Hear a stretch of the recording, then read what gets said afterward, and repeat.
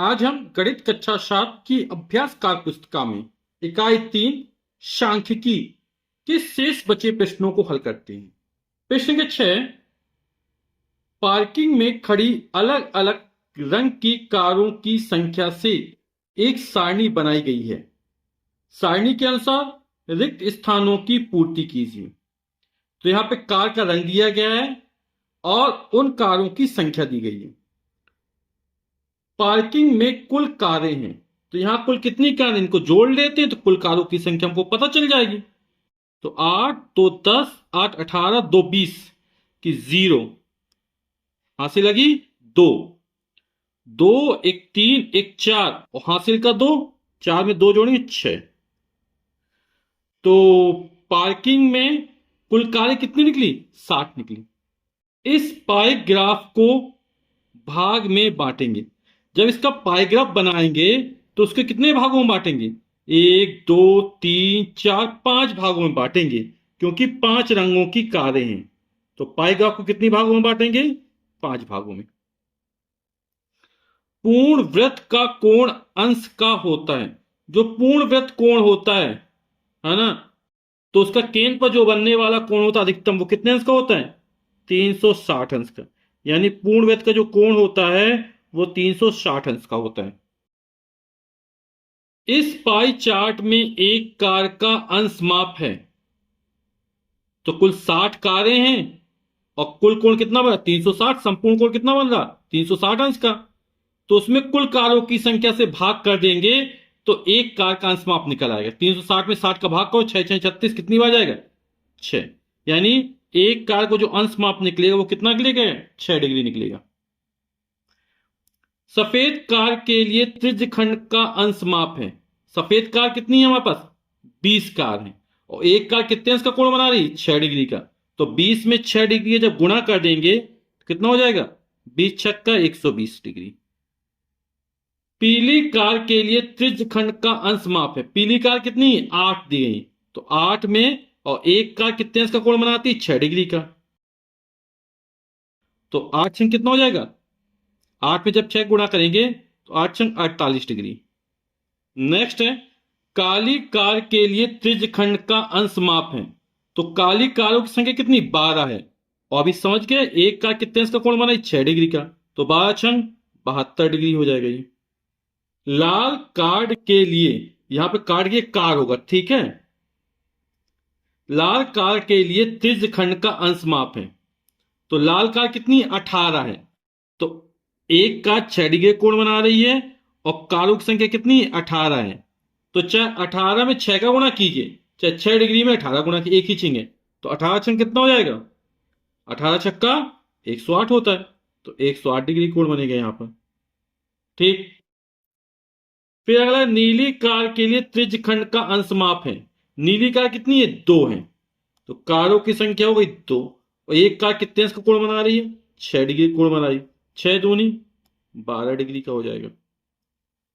यदि आप इन सबको जोड़ेंगे, एक कार 6 डिग्री कोण बना रही है और ये 1 2 3 4 5 रंग की कारें हैं, तो इन सबका योगफल कितना आएगा, 360 आएगा, ठीक है। फिर कह रहा, पाई ग्राफ में दी गई सीधी रेखा से शुरुआत करते हुए प्रत्येक त्रिज्यखंड को चांदे से नापकर बनाइए व कारों के रंगों के अनुसार त्रिज्यखंड में रंग भरिए। तो हमें पाई ग्राफ बनाना है तो पाई ग्राफ बनाते हैं। तो पाई ग्राफ बनाने के लिए हमने एक वृत्त खींच दिया, ठीक है, और ये वृत्त का केंद्र है। यहां सफेद रंग की 20 कार हैं, उनके द्वारा केंद्र पर बना कोण कितना, 120 डिग्री का है। पीले रंग की 8 कारें हैं, केंद्र पर बना कोण 48 डिग्री है। काले रंग की 12 कारें हैं, इस तरह लाल रंग की 18 कारें हैं और नीले रंग की 2 कारें। तो सबसे पहले क्या करते हैं, एक रेखाखंड खींचा यहां से, यानी त्रिज्या खींच दी। अब यहां पर जो पहला कोण 120 अंश का बनाना है। 120 कहां जाएगा, ये यहां कहीं गया। तो 120 वाले ये कोण जा रहा ना,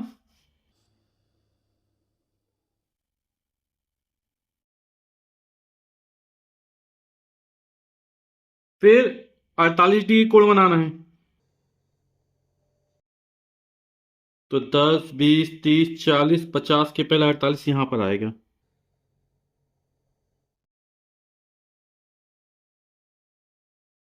अब 72 डिग्री का बनाना कोण, तो इस रेखाखंड से बनेगा 72 डिग्री कोण।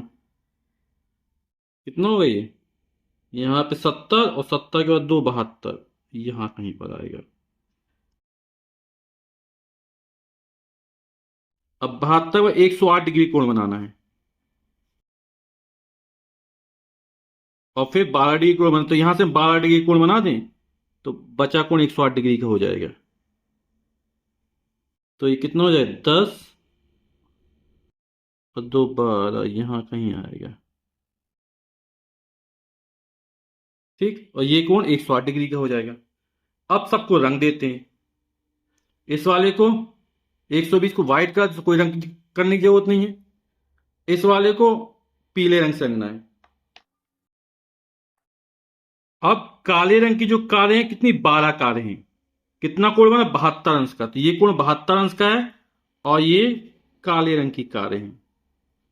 तो यहां पर हम क्या कर देंगे? काला रंग भर देंगे पूरे में, इस वाले पोर्शन में। अब लाल रंग का कोण कितना? 108 अंश का बन रहा है। कितनी? 18 कारें हैं, तो यहां पर लाल रंग भर देंगे। अब ये जो शेष बचा पोर्शन है, ये 2 कारों का है जो नीले रंग की हैं, तो यहां पर नीला रंग भर देंगे। तो ये हमारा क्या बन गया? पाई ग्राफ बन गया। सफेद रंग की कारें कितनी हैं? 20 कारें हैं। पीले रंग की कार कितनी है? 8 कारें हैं। काले रंग की कितनी कारें हैं? 12 कारें हैं। लाल रंग की कार कितनी है? 18 है। और नीले रंग की कार कितनी है? 2 है। ठीक, यहां पे कार के रंग के अनुसार उनकी संख्या लिख दी गई है। तो इस प्रकार ये हमारा पाईग्राफ बनकर तैयार हो गया। प्रश्न के साथ है, रिया के मासिक खर्च की सारणी निम्न है। ये मासिक खर्च को सारणी दी जा रही है। ठीक है, कह रहा है रिया के मासिक खर्च को एक पाई ग्राफ द्वारा प्रदर्शित कीजिए। तो पाई ग्राफ में हमें केंद्रीय कोण की जरूरत पड़ेगी, है ना। तो पहले कुल खर्च निकाल लेते कितना है ना। तो कुल खर्च कितना हो जाएगा? तो जोड़ देते हैं। 0, 0, 2, 4, 6, और 6 में 8 और 14 की 4, हासिल लगी 1, 4, 5, 9, 3, 12, 1, 13, हासिल का 1, 14। तो कुल जो खर्च है वो 14,400 रुपए का है। ठीक है, अब प्रत्येक का केंद्रीय कोण कितना बन रहा है ना। तो कैसे निकालेंगे?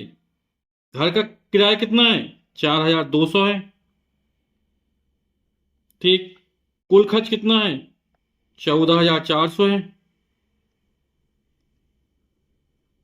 ठीक है, और केंद्र पर बनने वाला कोण कितना होता है? 360 अंश होता है। ठीक, तो इसको हल कर लेते हैं। या फिर आप इस तरह कर सकते हैं, जैसे अपने पिछला सवाल हल किया था। तो क्या किया था? पहले 1 रुपए पर कितने अंश का कोण बनना उसका निकाल सकते हैं। तो कुल 360 अंश का कोण होता है ना, केंद्र पर। और कुल खर्च कितना है? 14,400 है। कितना हो जाएगा? एक जीरो से एक जीरो कट गया,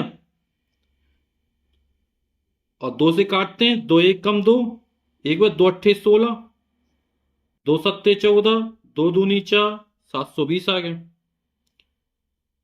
18 कम 18, 18 चौक 72।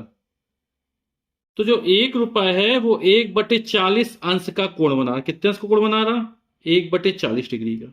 ठीक है, तो अब 4,200 में 1/40 का गुणा कर देंगे तो निकल आएगा हमारा। ठीक है, तो कितना निकलेगा ये? 4,200 गुणा 1/40। एक जीरो से एक जीरो कट जाएगा, 4 एकम 4, फिर 2 में भाग नहीं जाए 0, और 4 पंचे 20। तो बनने वाला कोण कितना बनेगा? 105 डिग्री का। यहां इसको जब सॉल्व करेंगे तो कोण कितना आएगा? 105 डिग्री का। ठीक, अब आसान हो गया ये कितना है, 5400 है, 5400 गुणा 1/40। एक जो से एक जो कट जाएगा, 4 का भाग देंगे तो 4 एकम 4, एक बचा, 14 हो गया। 4 तिया 12, 13 14, 2 बचा, 4 पंचे 20, तो 135 डिग्री कोण बनेगा। ठीक है, ये कितना बनाएगा, तो 3000 गुणा 1/40। एक जीरो से एक जीरो कट गया, 4 का भाग देंगे, 4 सत्ते 28, 29, 30, 2 बचा, जीरो 20 हो गया, 4 पंचे 20, 75 डिग्री कोण बनेगा। 1800 में कितना बनेगा, तो 1800 गुणा 1/40। एक जीरो से एक जीरो कट गया, 4 चौक 16, 17 18, 2 बचा, 4 पंचे 20, 45 डिग्री का। समझ गए ना आप लोग। तो पहले मैं क्या किया, 1 रुपए कुल खर्च निकाला, और 1 रुपए कितने अंश का कोण बना रहा, कुल कोण 360 अंश का होता है, उसमें कुल खर्च का भाग दे दिया, तो 1 रुपए कितने अंश का कोण बना रहा वो हम निकल आया। तो 4200 कितने का बनाया, 4200 गुणा कर दिया, 5400 बनाएगा, उसमें 1/40 गुणा कर, इस तरह से हम निकाल लिया अपन ने। ठीक है, अब बोला रिया के मासिक खर्च को एक पाई ग्राफ द्वारा प्रदर्शित कीजिए। तो जिस तरह पिछले पहले पाई ग्राफ बनाया था उसी तरह इसमें भी बना लेंगे पाई ग्राफ। तो मासिक जो खर्च हुआ घर के किराए पर, उसको पीले रंग से कर दिया, खाने में जो खर्च है वो नीले रंग से, कपड़े में जो खर्च है वो लाल रंग से, और जो बचत है वो हरे रंग से। तो घर का किराया है ना, कितने इसका कोण बना रहा है केंद्र पर, ये केंद्र है, तो बनने वाला कोण 105 अंश का है ना, तो यहां पे 105 डिग्री कोण बनाते हैं। तो ये हो गया 100, और यहां पर 105 है ना। कहां पर जा रहा है ये यहां पर आ रहा है कहीं पर।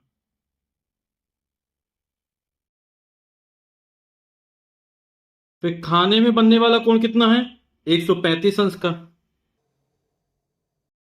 तो यहां से नापना चालू करेंगे, 130 और ये 5, 135 हो जाएगा यहां पर। तो इसको मिला देंगे यहां से,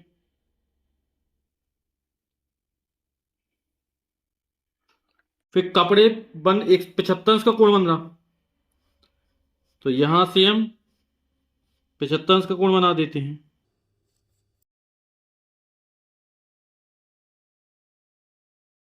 तो 70 और 5 75 कोण यहां बनेगा,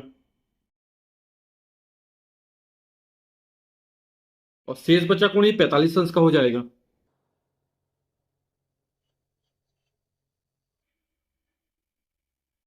ठीक है, तो ये शेष बचा कोण कितने अंश का हो गया, 40 और 5 45 अंश का हो गया। अब इसको रंग कर देते हैं, ये वाला पीले रंग से घर का, तो इसको पीले रंग से रंग देंगे। खाने का खर्च ये नीले रंग से जाएगा, कपड़े वाला ये लाल रंग से जाएगा, और बचत हरे रंग से जाएगी। ठीक है, तो ये हमारा पाई ग्राफ बनकर तैयार हो गया ना। घर का किराए पे कितना खर्च है, 4200 रुपए। खाने में कितना खर्च है, 5400 रुपए। कपड़े में कितना खर्च है, 3000 रुपए। और बचत कितनी है, 1800 की। ठीक है, प्रश्न क्या 8 है, दिए गए शब्दों से रिक्त स्थानों की पूर्ति कीजिए। प्रतिनिधित्व, सबसे अधिक, केंद्रीय प्रवृत्ति, सबसे कम, समांतर माध्य, पदों की संख्या, कुल पदों का योग, बारंबारता, माध्य। तो पहला इसमें औसत आंकड़ों के एक समूह की को दर्शाता है। तो औसत आंकड़ों के एक समूह की केंद्रीय प्रवृत्ति को दर्शाता है, तो यहां क्या आ जाएगा, केंद्रीय प्रवृत्ति। फिर औसत और मूल्य के आंकड़ों के बीच में होता है। तो औसत किसके बीच में होता है, सबसे कम और सबसे अधिक मूल्य के आंकड़ों के बीच में होता है। तो सबसे कम और सबसे अधिक। फिर है केंद्रीय प्रवृत्ति वह संख्यात्मक माप है जो आंकड़ों का सबसे अधिक करता है। तो आंकड़ों का सबसे अधिक क्या करता है, प्रतिनिधित्व करता है। तो यहां पर आ जाएगा प्रतिनिधित्व। औसत को भी कहा जाता है। तो औसत को भी क्या कहा जाता है? समांतर माध्य कहा जाता है।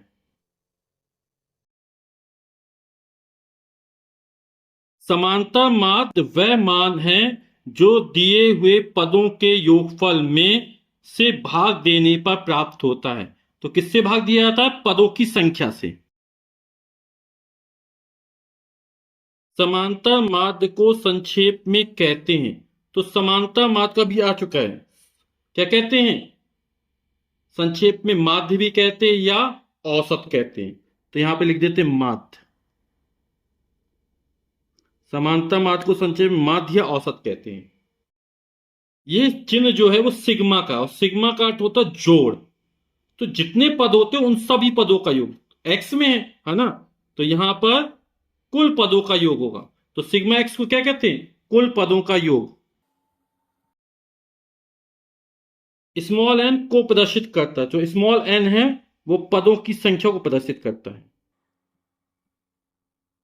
एफ को प्रदर्शित करता है। एफ किसको प्रदर्शित करता है? बारंबारता को प्रदर्शित करता है। और ये sigma, sigma F x upon sigma F बराबर, और ये किसका सूत्र है? ये समांतर माध्य का सूत्र है। समांतर माध्य बराबर होता है sigma F x upon sigma F. प्रश्न क्या 9 है? निम्नलिखित सारणी को पूर्ण कीजिए। क्रम संख्या दी गई है, संख्याएं, कुल योग, फिर कुल संख्याएं, फिर समांतर माध्य। तो समांतर माध्य कैसे निकला है? कुल योग जितना निकला इन संख्याओं का, उसमें कुल कितनी संख्या उससे भाग दे दिया तो समांतर माध्य निकला है। यहां पे इसका योग करते हैं, ठीक है। तो 9 5 14, 14 26, 3 23, 2 25 और 5 30 की 0 हासिल है कि 3, 3 1 4, 1 5 और 1 6। तो कुल योग निकला 60। और कुल संख्या कितनी? 1 2 3 4 5 6 संख्या है। तो समांतर माध्य बड़ा क्या होता? पदों का योग बटे पदों की संख्या। पदों का योग है 60, पदों की संख्या है 6, भाग देंगे निकलेगा 10। यहां जोड़ते 5 इकाई के अंक को जोड़ते पहले 5 6 5 11, 11 8 19, 19 20 21, 21 7 28 की 8 हासिल लगी 2, 4 2 6 1 7 1 8 1 9 1 10 और हासिल का 2 12। तो पदों का कुल योग हो 128। 1 2 3 4 5 6 पद हैं, ठीक है। तो समांतर माध्य कितना हो जाएगा? 128 बटे 6। ये 2 से कट जाएगा, 2 छक्का 12, 2 चौके 8, 2 तिया 6। 64 में 3 का भाग करना है। तो 3 दूनी 6, 3 एक कम 3, फिर 1 बचा है ना, 0 बढ़ाएंगे दशमलव आके। तो 3 तिरका 9, 3 तिरका 9, 21.33 आ जाएगा, ठीक। फिर यहां इसको जोड़ लेते हैं, 7 2 9 5 14 4 18 2 20 की 0 हासिल लगी 2, 1 2 3 4 5 हासिल का 2 7, 3 2 5 पद है। 70 में 5 का भाग करने, 14 पंचे 70 होता, भाग कितनी बार जाएगा? 14 बार। इसमें जोड़ते हैं 3 5 3 8 हो जाएगा, 8 8 16, 2 18, 18 10 28, 28 में कम के 27, 27 27 3 30 4 34, 34 5 39, 39 और 10 49 की 9 हासिल लगी 4, 1 2 3 4 5 हासिल का 4 9, 99। 1 2 3 4 5 6 7 8 9 पद हैं। आप लोग जानते हैं जब 99 में 9 का भाग करेंगे, भाग कितनी बार जाएगा? 11 बार जाएगा।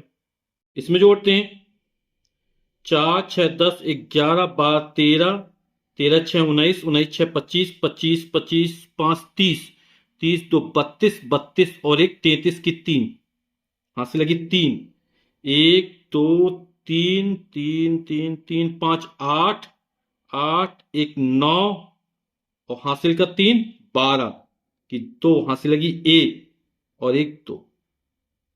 तो 223 का योगफल आया। कितने पद हैं? 1 2 3 4 5 6 7 8 9 पद हैं। अब 223 में क्या करना है? 9 से भाग करना है। मैं डायरेक्ट कर दूं, आप भाग करके देखिए कि आएगा 24.77। ठीक। 1 2 1 3 3 6 2 8 1 9 5 14 4 18 18 3 21 22 23 1 24 2 26। कितना है योगफल? 26। 1 2 3 4 5 6 7 8 9 10 11 12 पद हैं। तो 26/12, 2 से भाग करेंगे, 2 1 कम 2, 2 3 6, 2 छक्का 12, 6 1 कम 6 दूनी 12, 13 1 बचा, है ना, 0.0 में 10 हो जाएगा। 6 1 कम 6 4 बचेगा, 40 हो जाएगा। 6 6 36, फिर 4 बचेगा, 40, 6 6 36, तो 2.166 आ जाएगा। प्रश्न का 10 है, सारणी को पूर्ण कीजिए व रिक्त स्थानों को भरिए। भार दिया है किलोग्राम में, बच्चों की संख्या दी गई है, एफ क्या बारंबारता कहलाती है, और कुल भार बारंबारता में एक्स का गुणा किया, एफ एक्स। ठीक है, 45 पे 3 का गुणा किया है, 135 आया। इसी तरह 46 में 4 का गुणा करना है। ठीक है, तो लिख दिया 46, पहले एफ है यानी 4 गुणे 46, 4 गुणा 46 कर दिया, कितना हो जाएगा? 4 चौक 24 की 4, हाथ से लगी 2, 4 चौक 16 और 2 18। फिर बारंबारता गुणे भार कितना? 47। 47 दूनी कितना होता है? 94 होता है। फिर 6 बारंबारता है गुणा 48, 6 6 48 की 8, हासिल की 4, 6 से 24 4 28, 288 हो जाएगा। अब सिग्मा यानी इन सभी पदों का योगफल 3 4 7 2 9 और 6 15।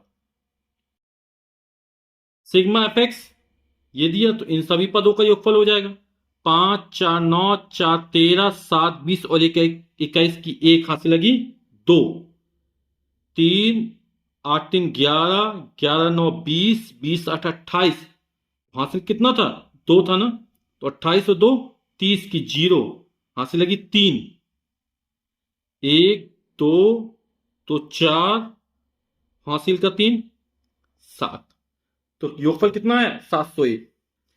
अब क्या समांतर मार्ग sigma F x upon sigma F, तो सिग्मा एफ एक्स कितना है? 701 है बटे 15, तो 701 15 भाग करते, 15 दूनी 15 चौक 60 हो जाएगा ना, कितना बचेगा? 10 बचेगा, तो 101 हो जाएगा।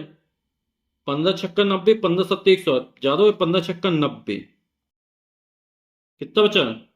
100 101 यानी 11 बचा, फिर जोड़ बढ़ाए 110 हो जाएगा। 15 सत्ते 105, कितना बचेगा? 5 बचेगा। 15 तीन 45, फिर 5 बचेगा, 15 तीन 45, तो आप 701 में 15 का भाग करके देखिए कितना आएगा? 46.733 आएगा। तो ये क्या निकला है? समांतर मार्ग निकला है। और इस इकाई का ये अंतिम प्रश्न है। भार दिया गया है, फिर बच्चों की संख्या दी गई है, फिर उसी तरह निकालना है ना। तो बारंबारता कितनी? 12 है गुणा 20, कितना हो जाएगा? 0, 12 दूनी 24, 240 हो जाएगा ये। और ये हो जाएगा 15, बारंबारता 15 है और भार कितना? 30 है, तो 15 3 45 से निकलेगा 450। इसका टोटल कर दे, 12 3 15, 15 30 हो जाएगा ये। 0 3 4 7 7 5 12 की 2, हासिल लगी 1, 4 2 6, हासिल का 1 7, तो 720। तो कुल भार यानी सिग्मा एफ एक्स का मान कितना निकला? 720 निकला, और सिग्मा एफ का मान 30 निकला। मान रख देते हैं, 720 बटे 30, कितना हो जाएगा ये? 0 से 0 कट जाएगा, 72 में 3 का भाग करना है, 3 दूनी 6, 1 बचा, 3 चौके 12, तो जो समानता मान निकला कितना निकला? 24 निकला। यही आंसर हो जाएगा। तो वीडियो देखने के लिए आप सभी का बहुत बहुत धन्यवाद। Thank you so much.